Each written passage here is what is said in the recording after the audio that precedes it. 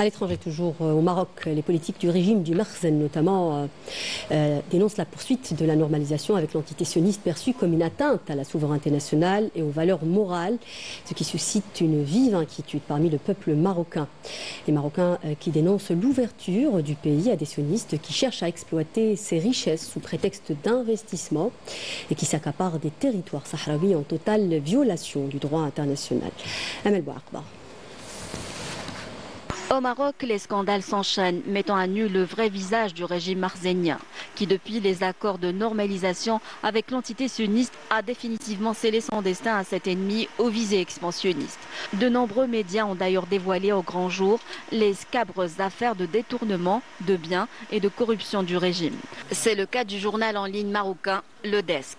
Ce dernier a révélé dans une enquête les scandales de la famille royale qui s'est accaparée des richesses du pays, à leur tête Mohamed VI, classé parmi les plus grosses fortunes au monde. Dans un pays qui croule sous les dettes avec des seuils de pauvreté qui ont atteint leur paroxysme. L'enquête révèle aussi les liens entre la normalisation avec Israël et les projets d'investissement sionistes implantés au Maroc.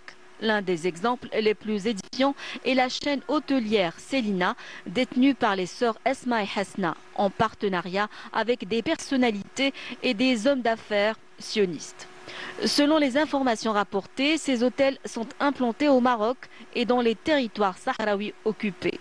Pire encore, d'après des informations relayées sur les réseaux sociaux, cette chaîne hôtelière sioniste est en réalité un projet fondé par de hauts gradés de l'armée sioniste qui travaillent au service du Mossad, implantant ses agents partout dans les hôtels de la chaîne à travers le monde, sous couvert d'activités touristiques. Ces informations mettent en lumière la complicité de la famille royale avec l'entité sioniste et les services rendus au Mossad. Les sœurs Esma et Hasna auraient également injecté des milliards de dollars issus du trafic de drogue pour sauver la chaîne hôtelière après les pertes importantes qu'elle a subies à la bourse de Wall Street.